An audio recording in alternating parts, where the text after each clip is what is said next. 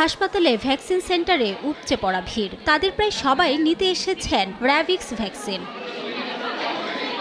সম্প্রতি চুয়াডাঙ্গায় বেড়েছে বিড়াল ও কুকুরের কামড়ে আক্রান্তের সংখ্যা। উপজেলা স্বাস্থ্য কমপ্লেক্সগুলোতে র্যাবিক্স ভ্যাকসিনের কোনো বরাদ্দ না থাকায় সব রোগীই ভিড় করছেন সদর হাসপাতালে। তবে গত 2 মাস ধরে সদর হাসপাতালেও এ টিকার সরবরাহ বন্ধ থাকায় বিপাকে পড়েছেন তারা। অতিরিক্ত অর্থ দিয়ে বাইরে থেকে টিকা কিনতে হচ্ছে তাদের। শিগগিরই এই সংকট সমাধানের দাবি তাদের। ভ্যাকসিন দেবো, নিজের টাকা দিয়ে কিনে আসলাম। এই ওষুধের দোকানে সাপ্লাই আছে, কিন্তু হসপিটালে সাপ্লাই নেই কেন? আজ 2 মাস ধরে হাসপাতালে ভ্যাকসিন আমরা পাচ্ছি না, হয়রান হয়ে বাড়ি ঘুরে ঘুরে যাচ্ছি। সদর হাসপাতাল কর্তৃপক্ষ বলছে প্রতিদিন অন্তত 2 শতাধিক রোগীকে র্যাবিক্স ভ্যাকসিন দিতে হচ্ছে। সবাই বাইরে থেকে কিনে আনছেন, তবে টিকা সরবরাহ নিয়ে কোনো সমাধান দিতে পারেননি সংশ্লিষ্ট কর্মকর্তা।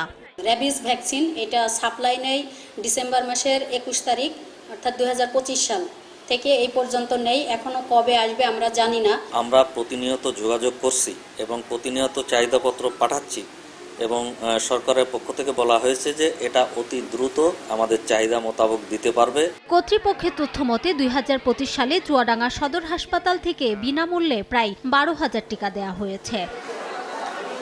সময় সংবাদ, চুয়াডাঙ্গা।